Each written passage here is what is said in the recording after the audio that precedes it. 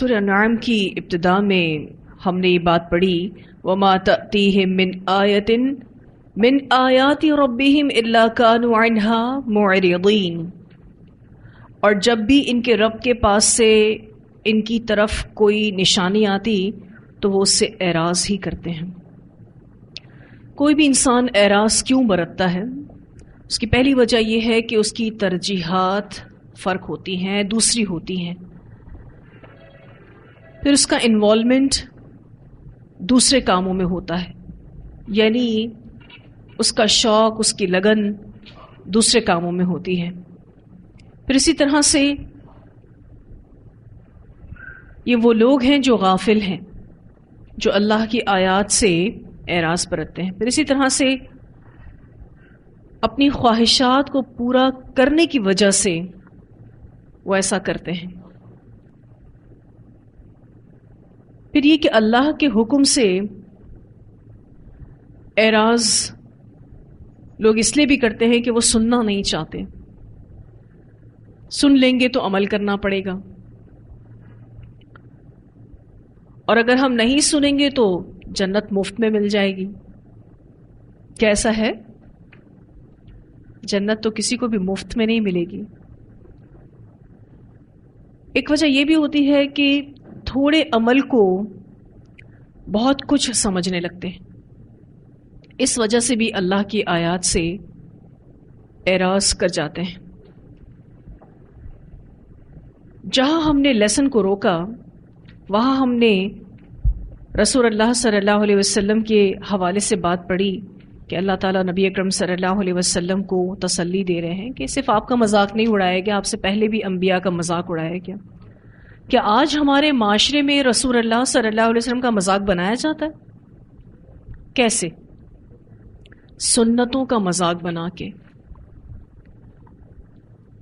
تو کیا پھر ایسا مسلمان بھی عذاب کا شکار نہیں ہوگا؟ اللہ تعالیٰ کہتے ہیں فَحَاقَ بِالَّذِينَ سَخِرُوا مِنْهُمْ مَا كَانُوا بِهِ يَسْتَهْزِئُونَ۔ اللہ تعالیٰ ہمیں ان لوگوں میں ہونے سے بچائے جو سنتوں کا مذاق بنائیں۔ دیکھیں، سنتوں کو ترک کرنا بھی سنتوں کا مذاق بنانا ہے۔ اللہ ہمیں سچا رسول اللہ صلی اللہ علیہ وسلم سے محبت کرنے والا بنائے، ان کی سنتوں کی پیروی کرنے والا بنائے۔ آگے اللہ سبحانہ تعالیٰ فرماتے ہیں قل کہہ دیجئے سیرو چلو پھرو، سیر کرو، مراد غور و فکر کرو، فی الارض زمین میں، ثم انظروا پھر دیکھو، کیفا کس طرح یا کیسا، کانا ہوا، عاقبت انجام، المکذبین جھٹلانے والوں کا۔ اللہ سبحانہ تعالیٰ یہاں سبھی سے مخاطب ہیں، رسول اللہ صلی اللہ علیہ وسلم سے فرما رہے ہیں کہ آپ صلی اللہ علیہ وسلم کہہ دیجئے ان کو کہ یہ زمین میں گھومیں پھریں، غور و فکر کریں، پھر دیکھیں کہ جو بھی جھٹلانے والے تھے ان کا کیا انجام ہوا۔ جن لوگوں نے اللہ کی نافرمانی کی وہ کس انجام کو پہنچے۔ تو گھومو پھرو عبرت کے لیے، غور و فکر کے لیے۔ اللہ تعالیٰ نے ہمارے آس پاس تباہ شدہ اقوام کے آثار رکھے ہیں جو ہمارے لیے عبرت ہیں، جیسے کہ رسول اللہ صلی اللہ علیہ وسلم جب تبوک کے سفر میں تھے تو راستے میں تباہ شدہ اقوام کے آثار آئے تھے، اور آپ صلی اللہ علیہ وسلم نے وہاں سے تیزی سے گزرنے کا کہا کہ یہ وہ جگہ ہے جہاں اللہ کا عذاب آیا تھا۔ تو یہ وہ آثار ہوتے ہیں جس سے انسان عبرت حاصل کرتا ہے کہ یہ بھی ایک سویلائزڈ قوم تھی، ایک وقت تھا عروج پر تھی، اور آج کس حال میں ہے۔ تو جو بھی اللہ کی نافرمانی کرنے والے لوگ ہیں وہ کس انجام کو پہنچے اس پر غور و فکر کرو، کیوں ایسے انجام پر پہنچے اس پر غور و فکر کرو۔ یہاں جو آیت کے ابتدا میں قل آیا ہے، اگر آپ اس کو سرکل کر لیں، آپ صلی اللہ علیہ وسلم کو مخاطب کر کے کہا جا رہا ہے کہ اے اللہ کے رسول صلی اللہ علیہ وسلم آپ کہہ دیجئے۔ یہ قل مکی صورتوں کی نشانی ہے، مکی صورتوں کی پہچان ہے۔ جب بھی ہم یہ لفظ پڑھتے ہیں اللہ سبحانہ تعالیٰ ہمارے اندر یہ احساس پیدا کرتے ہیں کہ یہ اللہ کا کلام ہے، آپ صلی اللہ علیہ وسلم کا کلام نہیں ہے، کیونکہ اللہ تعالیٰ کہتے ہیں اے اللہ کے رسول صلی اللہ علیہ وسلم آپ کہہ دیجئے، تو پھر یہ اللہ کا کلام ہوا، آپ صلی اللہ علیہ وسلم کا کلام نہیں ہے۔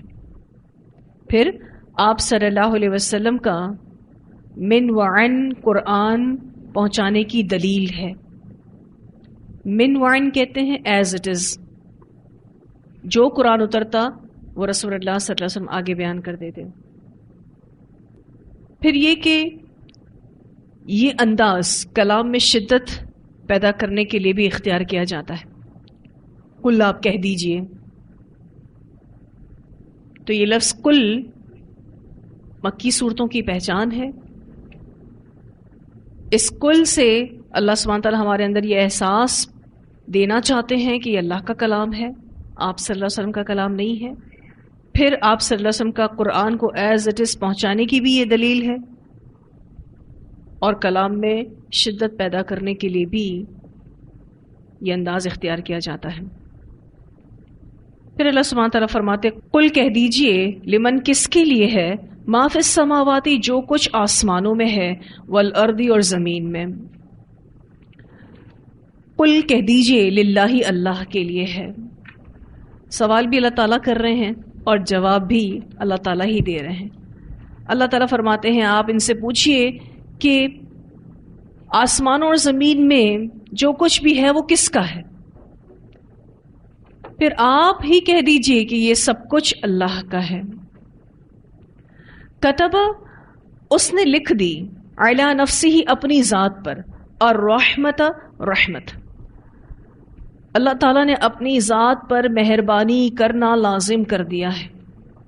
اس بارے میں ایک حدیث بھی آتی ہے بخاری اور مسلم کی، رسول اللہ صلی اللہ علیہ وسلم نے فرمایا کہ اللہ تعالیٰ نے کائنات کو پیدا کرنے کا جب ارادہ کیا تو اپنی کتاب میں یہ لکھا ان رحمتی تغلب غضبی، بے شک میری رحمت غالب آ چکی ہے میرے غضب پر۔ تو اللہ سبحانہ تعالیٰ نے اپنی ذات پر رحمت کو واجب کر لیا ہے، اس کی رحمت اس کے غضب پر حاوی ہے۔ لَيَجْمَعَنَّكُمْ البتہ وہ ضرور جمع کرے گا تم کو، اِلَىٰ طرف یوم القیامہ قیامت کے دن، لا ریب فی نہیں کوئی شک اس میں۔ اللہ سبحانہ تعالیٰ قیامت کے دن سبھی کو جمع کرے گا، اور قیامت کے دن کا قیام بہت بڑا ہوگا، ایسا قیام دنیا میں کبھی نہیں ہوا اور نہ کبھی ہوگا۔ اتنا بڑا قیام صرف اور صرف قیامت کے دن ہوگا، اسی لیے اس کو یوم القیامہ کہا جاتا ہے۔ پھر یہ کہ قیامت کو کھڑے ہونے کی وجہ سے بھی قیامت کہا جاتا ہے، لوگ اپنی قبروں سے اٹھیں گے، پھر اسی طرح سے اولین اور آخرین سب ایک آواز پر کھڑے ہو جائیں گے۔ پھر کل قیامت کے دن گواہ اٹھیں گے، یعنی گواہ بھی کھڑے ہوں گے، پھر اسی طرح سے عدل قائم ہوگا، میزان قائم ہوگا، فرشتے کھڑے ہوں گے، انبیاء کھڑے ہوں گے۔ اسی لیے قیامت کے دن کو یوم القیامہ کہا جاتا ہے۔ ایک تو اس دن جیسا بڑا قیام اس سے پہلے نہ کبھی ہوا اور نہ ہوگا، بڑا قیام،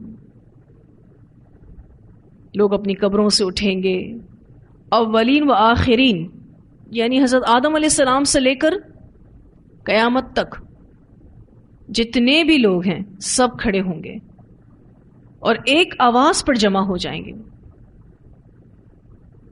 پھر اسی طرح سے عدل بھی قائم ہوگا، میزان بھی قائم ہوگا، گواہ اٹھیں گے، انبیاء آئیں گے، فرشتے آئیں گے، سبھی کھڑے ہوں گے اللہ کے حضور۔ اللہ تعالیٰ اس دن کے بارے میں کہتے ہیں لا ریب فی، کوئی شک نہیں اس کے آنے میں۔ الذین وہ لوگ خسروا جنہوں نے نقصان میں ڈالا، انفسہم اپنے نفسوں کو، انفسہم سے ایک مراد تو اپنی ذات ہے، اپنا آپ، اور دوسری مراد اپنے گھر والے، وہ لوگ جنہوں نے نقصان میں ڈالا اپنے آپ کو اور اپنے گھر والوں کو، فہم لا یؤمنون، تو وہ نہیں ایمان لاتے۔ کیوں؟ کیونکہ وہ ضد کا شکار ہیں، اللہ کی نشانیاں دیکھ کر بھی نہیں مانتے، آخرت کی فکر نہیں کرتے، سوچتے نہیں ہیں۔ اب آپ دیکھیے قیامت کے دن جو تیاری کے ساتھ جائیں گے وہ بھی فکر مند ہوں گے، پھر جو تیاری نہ کر کے جائیں تو ان کا کیا حال ہوگا؟ اتنی بھیڑ ہوگی لوگوں کی، کسی کو کسی کی فکر نہیں ہوگی، ہر شخص اپنی فکر میں مبتلا ہوگا، اور یہ دن آئے گا، لازم آئے گا، اس دن کے آنے میں کوئی شک نہیں ہے۔ کیا ہم فہم لا یؤمنون میں تو نہیں آتے؟ وہ لوگ جو اللہ کو نہیں مانتے، اللہ پر ایمان نہیں لاتے۔ دیکھیں، جو اللہ کو نہ مانے اور جو اللہ کی نہ مانے، سبھی لوگ اسی میں آتے ہیں۔ ہم سب اپنا جائزہ لیں کہ کہیں ہم تو ایسا نہیں کرتے، کیونکہ اللہ کی نہ ماننا بھی فہم لا یؤمنون میں شامل ہونا ہے۔ اللہ سبحانہ تعالیٰ ہمیں ان لوگوں میں ہونے سے بچائے، اللہ ہمیں مومنین میں شامل کرے۔ پھر اللہ سبحانہ تعالیٰ فرماتے ہیں وَلَهُ، اور اسی کے لیے ہے، مَا سَكَنَ، جو کچھ ٹھہرا ہوا ہے، فِي اللَّيْلِ وَالنَّهَارِ، رات میں اور دن میں۔ پچھلی آیت میں بتایا گیا کہ آسمان اور زمین کا مالک صرف اللہ ہے، اس آیت میں بتایا گیا کہ رات اور دن میں جو کچھ بھی پایا جاتا ہے اس کا مالک اللہ تعالیٰ ہے، اسی کی ملکیت میں ہے جو کچھ رات اور دن میں ٹھہرا ہوا ہے۔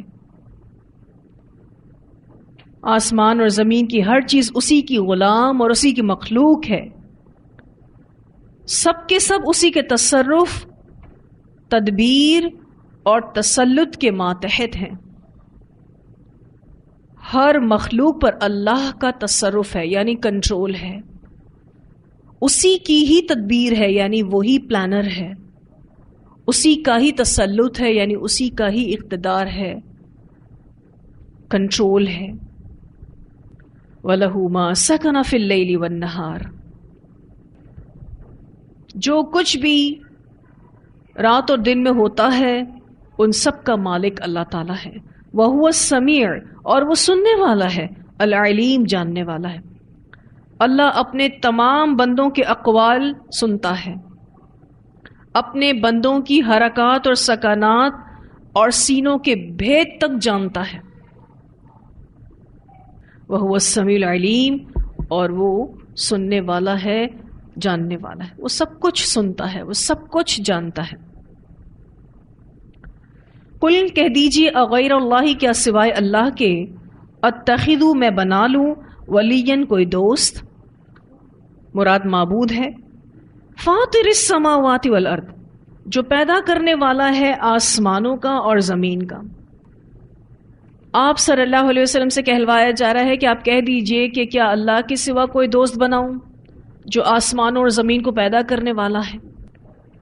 اس سے پہلے ہم نے ابتدا میں خلقا کا لفظ پڑھا، پھر جاعلہ کا لفظ پڑھا، اور یہاں دیکھیے کہ ہم فاطر کا لفظ پڑھ رہے ہیں۔ اللہ تعالیٰ خالق ہے، چیزوں کو بنانے والا ہے، اور فاطر ہے، نئے سرے سے پیدا کرنے والا ہے۔ فاطر السماوات والارض، جو پیدا کرنے والا ہے آسمانوں کا اور زمین کا۔ نئے سرے سے پیدا کرنے والا یعنی ان کی کوئی مثال موجود نہیں تھی، آؤٹ آف نتھنگ اللہ تعالیٰ نے ان کو پیدا کیا۔ وَهُوَ، اور وہ، یطعم، کھلاتا ہے، یعنی سب کو، ولا یطعم، اور نہیں کھلایا جاتا، یعنی اسے۔ اللہ تعالیٰ سب کو کھلاتا ہے لیکن اللہ کو کھانے کی ضرورت نہیں۔ یہ بھی اس کے الہ ہونے کی دلیل ہے کہ وہ کسی کا محتاج نہیں۔ اللہ تعالیٰ کسی کا محتاج نہیں، یہ اس کے الہ ہونے کا سب سے بڑا ثبوت ہے۔ رسول اللہ صلی اللہ علیہ وسلم جب کھانا کھا کر ہاتھ دھو لیا کرتے تھے تو ایک دعا پڑھتے تھے۔ اس بارے میں ایک روایت آتی ہے، سیدنا ابو ہریرہ رضی اللہ عنہ بیان کرتے ہیں کہ اہل قباء میں سے ایک انصاری نے رسول اللہ صلی اللہ علیہ وسلم کو کھانے کی دعوت دی، تو ہم بھی آپ صلی اللہ علیہ وسلم کے ساتھ چلے گئے. جب نبی اکرم صلی اللہ علیہ وسلم نے کھانا کھا لیا اور ہاتھ دھو لیے تو یہ دعا پڑھی: الحمد للہ الذی یطعم ولا یطعم ومن علینا فہدانا واطعمنا وسقانا وکل بلاء حسن ابلانا الحمد للہ غیر مودع ولا مکافئ ولا مکفور ولا مستغنى عنہ الحمد للہ الذی اطعمنا من الطعام وسقانا من الشراب وکسانا من العراء وہدانا من الضلالہ وبصرنا من العمى وفضلنا على كثير ممن خلق تفضیلا الحمد للہ رب العالمین. سب تعریف اسی کے لیے ہے جو اپنے بندوں کو تو کھلاتا ہے مگر خود نہیں کھاتا. اس آیت میں جو ہم نے اللہ کی صفت پڑھی وَهُوَ يُطْعِمُ وَلَا يُطْعَمُ، تو حدیث میں بھی یہاں یہی صفت بیان کی جا رہی کہ اللہ سب کو کھلاتا ہے لیکن خود نہیں کھاتا. اس نے ہم پر احسان فرمایا کہ ہمیں ہدایت سے نوازا اور کھلایا اور پلایا اور ہر اچھی نعمت سے سرفراز فرمایا. سب تعریف اللہ ہی کے لیے ہے جس کو کبھی خیرآباد نہیں کہا جا سکتا، نہ اس کا بدلہ دیا جا سکتا ہے، نہ ناشکری کی جا سکتی ہے اور نہ بے نیازی اختیار کی جا سکتی ہے. سب تعریف اللہ ہی کے لیے ہے جس نے ہمیں کھانا کھلایا، پانی پلایا اور زیب تن کرنے کے لیے لباس عطا فرمایا اور ہمیں گمراہی سے نکال کر ہدایت سے نوازا اور ہمیں اندھے پن سے محفوظ فرما کر ایمان کی بینائی سے نوازا اور اپنی بہت سی مخلوق کے مقابلے میں ہمیں شرف اور فضل سے سرفراز فرمایا. ہر طرح کی تعریف اللہ ہی کی ذات کے لیے ہے جو تمام جہانوں کا رب ہے. یہ روایت سنن نسائی میں آتی ہے.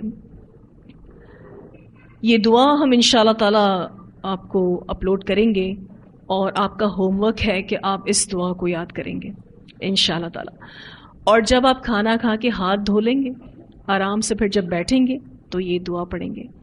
اس دعا میں آپ دیکھیے اللہ تعالیٰ کی کیسی تعریف بیان ہوئی ہے، اور یہ وہ تعریف ہے جو تمام شرک کا رد کرتی ہے. تھوڑا سا غور و فکر کریں تو شروع میں بھی الحمدللہ، پھر اس کے بعد سیکنڈ جملہ شروع ہو رہا ہے وہاں پر بھی الحمدللہ، تھرڈ جملہ شروع ہو رہا ہے اس میں بھی الحمدللہ، اور پھر آخر میں کیا ہے؟ الحمدللہ رب العالمین. پھر اسی طرح اللہ سبحانہ تعالیٰ کی اس صفت کا ذکر سورہ زاریات میں بھی آتا ہے. سورہ زاریات کی آیت نمبر 56 سے لے کر 58 میں اللہ سبحانہ تعالیٰ فرماتے ہیں وَمَا خَلَقْتُ الْجِنَّ وَالْإِنسَ إِلَّا لِيَعْبُدُونَ مَا أُرِيدُ مِنْهُمْ مِنْ رِزْقٍ وَمَا أُرِيدُ أَنْ يُطْعِمُونَ إِنَّ اللَّهَ هُوَ الرَّزَّاقُ ذُو الْقُوَّةِ الْمَتِينُ. اور میں نے جنوں اور انسانوں کو پیدا نہیں کیا مگر اس لیے کہ وہ میری عبادت کریں. نہ میں ان سے کوئی رزق چاہتا ہوں اور نہ یہ چاہتا ہوں کہ وہ مجھے کھلائیں. بے شک اللہ ہی بے حد رزق دینے والا، طاقت والا، نہایت مضبوط ہے. تو اللہ سبحانہ تعالیٰ کی توحید پر یہ آیت دلیل ہے کہ وہ کسی کا محتاج نہیں، وہ اپنے بندوں کو رزق دیتا ہے، اس کو کسی رزق کی ضرورت نہیں. قل کہہ دیجئے انی بے شک میں امرتو میں حکم دیا گیا ہوں ان اکونا کہ میں ہو جاؤں اول من اسلم سب سے پہلا جو اسلام لایا، ولا تکونن من المشرکین اور نہ تم ہونا مشرکین میں سے. آپ صلی اللہ علیہ وسلم سے کہلوایا جا رہا ہے کہ آپ کہیے کہ میں سب سے پہلا مسلمان ہوں اور میں مشرکوں میں سے نہیں ہوں. کہنے والا اپنی بات پر عمل کرنے والا ہو تو اس کی بات مؤثر ہوتی ہے. اور آپ دیکھیے یہاں پر اسلام کا لفظ بھی آیا ہے اور اس کے اپوزٹ شرک کا لفظ بھی آیا ہے. تو اسلام اور شرک دونوں متضاد چیزیں ہیں. جب اسلام کا لفظ آئے تو اس میں ایمان کا معنی شامل ہوتا ہے، یعنی ظاہر اور باطن میں اللہ کی اطاعت کرنا، کیونکہ ایمان کے بغیر اسلام معتبر نہیں ہے. اسلمہ کا معنی ہم پہلے بھی پڑھ چکے ہیں، اپنے آپ کو مکمل سپرد کرنا، کمپلیٹ سبمیشن کو کہتے ہیں۔ اپنا آپ اللہ کے حوالے کرنا، یعنی اپنی سوچ، اپنی عقل، اپنی مرضی، اپنی خواہش، اپنا سب کچھ اللہ کے سپرد کر دینا۔ تو رسول اللہ صلی اللہ علیہ وسلم سے کہلوایا جا رہا ہے کہ آپ کہہ دیجئے کہ میں سب سے پہلا مسلمان ہوں اور میں شرک نہیں کرتا، میں مشرکوں میں سے نہیں ہوں۔ قل کہہ دیجئے انی بے شک میں اخافو میں ڈرتا ہوں، ان اگر عصیت میں نے نافرمانی کی، ربی اپنے رب کی، عذاب عذاب سے، یوم عظیم بڑے دن کے۔ یوم عظیم سے مراد قیامت کا دن ہے۔ آپ صلی اللہ علیہ وسلم سے کہلوایا جا رہا ہے کہ آپ کہہ دیجئے کہ میں اس بات سے ڈرتا ہوں کہ اگر میں نے اپنے رب کی نافرمانی کی تو مجھے بڑے دن کا عذاب آئے گا۔ یہاں پر عصیتو سے مراد کبائر ہیں، یعنی کبیرہ گناہ۔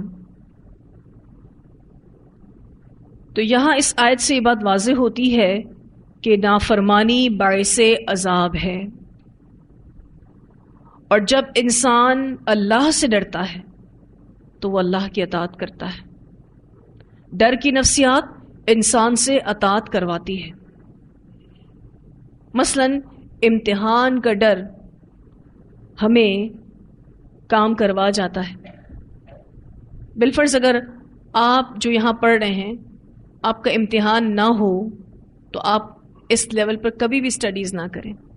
امتحان کا ڈر آپ سے بہت کچھ کروا جاتا ہے۔ تو ڈر کی نفسیات انسان سے اطاعت کرواتی ہے۔ من یصرف جو کوئی پھیرا گیا یا ہٹا لیا گیا عنہ اس سے، یعنی عذاب سے، جس سے یہ عذاب ہٹا لیا گیا، یومئذ اس دن یعنی قیامت کے دن، فقد تو تحقیق رحمہ اس نے رحم کیا اس پر، جس پر سے یہ عذاب ہٹا لیا گیا، جس پر سے یہ عذاب ٹل جائے گا تو یہ اللہ کی رحمت سے ہی ہوگا، اللہ اس پر رحم کرے گا۔ وَذَلِكَ الْفَوْزُ الْمُبِينُ اور یہی کھلی کامیابی ہے، یعنی عذاب سے بچنا کھلی کامیابی ہے۔ یہ بات ہم پڑھ چکے ہیں الحمدللہ سورہ آل عمران میں آیت نمبر 185۔ اللہ تعالیٰ فرماتے ہیں فَمَنْ زُحْزِحَ عَنِ النَّارِ وَأُدْخِلَ الْجَنَّةَ فَقَدْ فَازَ، پھر جو شخص آگ سے دور کر دیا گیا اور جنت میں داخل کر دیا گیا تو یقیناً وہ کامیاب ہو گیا۔ تو بلند مراتب حاصل کرنا یہ تو کامیابی ہے ہی، لیکن اگر کسی سے آخرت کا عذاب ٹل جاتا ہے تو یہ اپنی جگہ بہت واضح کامیابی ہے۔ تو جہنم سے خلاصی پانا اور جنت میں داخل ہو جانا یہ واضح کامیابی ہے۔